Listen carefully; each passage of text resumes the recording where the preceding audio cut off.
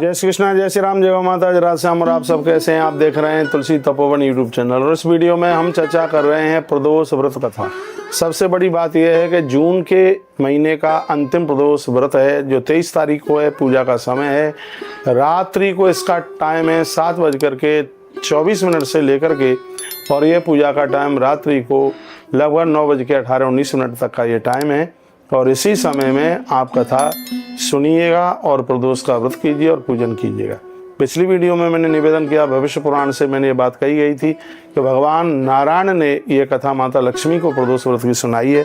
मैं आपको सुना रहा हूँ और इसमें कहा गया है, क्या कहा गया है कि आसीत पुरा कृतयुगे कुंडन्य नगरे बरे ब्राह्मणों वे तत्वज्ञ सत स्वच्छ परायण। कुंडन नाम के नगर में एक ब्राह्मण रहते थे और बहुत बड़े भगवान के भक्त थे, बहुत बड़ी दानी और बहुत बड़े पुण्यात्मा थे। तस् भार्या प्रिया सत्या रूप लक्षण संयुता। उनकी पत्नी बहुत धार्मिक थी, धनाढ़ वेद विदुषो ग्रहे वही सर्व संपदा। धन की कोई कमी नहीं थी, विदुषी थी। पूर्व कर्म विपाकेन संतान रहितो तो भवेत्। पूर्व का ऐसा कोई अपराध होगा जिसकी वजह से उसको संतान नहीं थी, औलाद नहीं थी, तो अपुत्र से ग्रहे शून्यम शमशान सदृशम मतम। कहा गया कि संतान के बिना घर मरघट जैसा लग रहा था, शमशान जैसा लग रहा था। यह भगवान नारायण माता लक्ष्मी को प्रदोष व्रत कथा सुना रहे हैं।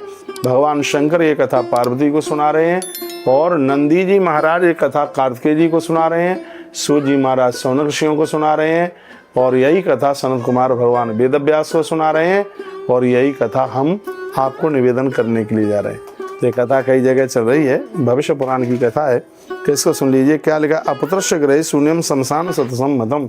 ये ग्रंथ कहता है कि संतान के बिना घर मरघट जैसा, शमशान जैसा लगता है।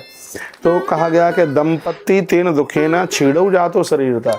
वो पति और पत्नी संतान के बिना बहुत ज़्यादा कष्ट में थे, शरीर सूख गया था। एक अदा सब काले तो नारदो ग्रह आगता। एक दिन की बात थी, उनके घर में नारद जी चल करके आ गए। श्लोक पढ़ करके उनका व्याख्यान करने में बड़ा आनंद आता है। तो एक अदा सब काले तो नारदो ग्रह ही मागता। बड़े शुभ मुहूर्त में देवशी नारद जी चल के आए। तो अर्घ पादादिकम कृत्वा कथाम चक्रे मुनासा। चरण धोए, परात में पाम रख करके चरण धोकर रख करके पत पत्नी ने चरण धोए। तत्पश्चात ब्राह्मण उवाच, ब्राह्मण उवाच। ब्राह्मण ने कहा, नारद तुम श्रेष्ठ सर्वज्ञान प्राण। हे गुरुदेव, आप तो सर्वज्ञानी हैं। कथयस प्रसादेन कथम दुखम प्रशाम्यति। मुझसे ऐसा कौन सा अपराध हुआ है जिसकी वजह से सिरादे मैं ये दुख झेल रहा हूँ?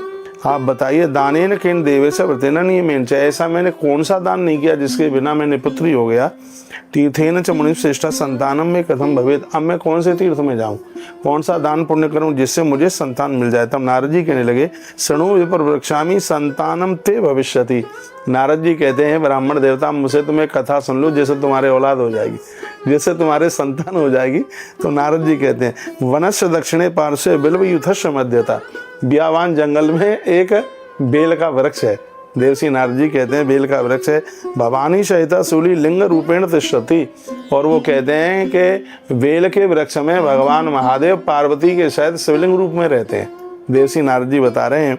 तो वो कहते हैं, उन्होंने आगे कहा, भवानी सहिता शूली लिंग रूपेण तिष्ठति सपर्याम कुरुत शाहु तुष्टो दासत संदितु अपूज्यम लिंग अभ्यर्चम संतति लभते नरा।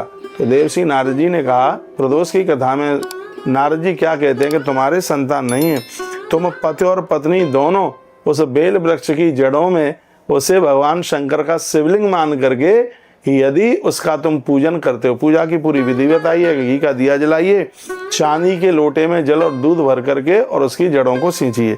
देवसी नारद जी कहते हैं, तो कहते हैं कि इससे भगवान महादेव प्रसन्न होकर के दंपत्ति पुत्र कांचड़ऊ, तुम्हारी पत्नी की कोख हरी भरी हो जाएगी, तुम्हें संतान हो जाएगी। ऐसा देवसी नारद जी कहने लगे इस प्रदोष की कथा में।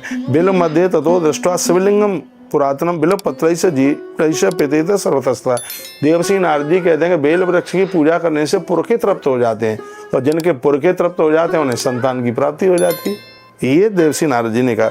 तो विहाय बिल्व पत्राणी सम्मार्गम चोपलेपनम।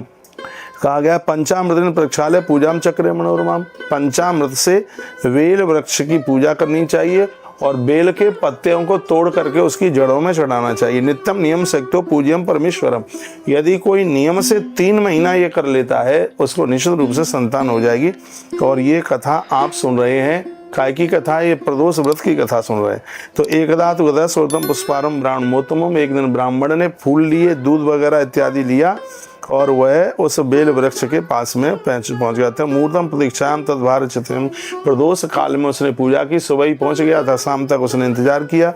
और उसके तत्पश्चात तो आगता तत्र यत्रास्ते भरता च पतितो भुवि, और भरतारम पतम दृष्ट्वा तदा मोहम उपागतम, पहले वो स्त्री अकेली गई थी पूजा के लिए, उसके तत्पश्चात उसने अपने पति को आते हुए देखा। तो ग्रंथ में लिखा है कि दोनों ने विधिवत पूर्वक पूजा की। इतने में उत्थितो ब्राह्मणस तत्र, कोई ब्राह्मण देव चल करके आए, उनको देख करके खड़े होकर के आदर मान सम्मान किया और ब्राह्मण देवता ने पूजन करवाया। प्रदोष काल में बेल वृक्ष की पूजा, भगवान शंकर की पूजा की इतनी बड़ी महिमा हुई कि वह देवी कुछ ही दिनों के बाद में गर्भिणी हो गई और भगवान महादेव की कृपा से उसके यहाँ बड़ा सुंदर सा पुत्र रतन की प्राप्ति हुई है।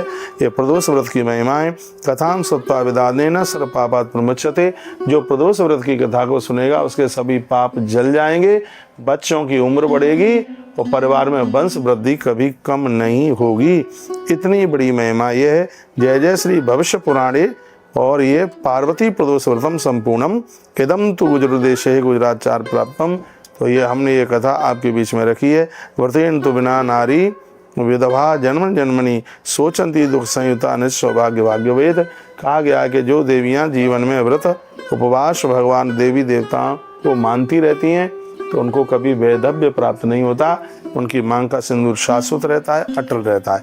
तो बहुत बहुत धन्यवाद, आपने ये कथा सुनी। तो सतयुग में कोई घटना घटी थी और वह प्रदोष व्रत की कथा में है, तो हमने आपको सुना दिया। सोमवार को प्रदोष व्रत है, तो आप इस कथा को सुनिए और भी लोगों को आगे के लिए भेजिए, बहुत आनंद हो जाएगा।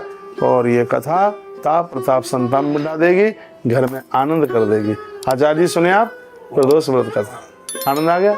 पूजा के टाइमिंग्स भी बता दिए, 7:24 से लेकर के लगभग 9:15 बजे के बाद 9:18-19 तक पूजा का काल है और इसी समय में आप पूजा कीजिए। और बहुत वीडियो में मैंने भोग लगाने की सब चीज़ें बताई हैं, तो कोई भी बात बार बार मुझे रिपीट करने की आदत नहीं है, इसलिए आज हमने भविष्य पुराण में से प्रदोष कथा बिल्कुल नई सुना दी है। बहुत बहुत धन्यवाद, अपना ध्यान रखिए। अगली वीडियो में फिर मिलता हूँ। हर हर महादेव, घर घर महादेव।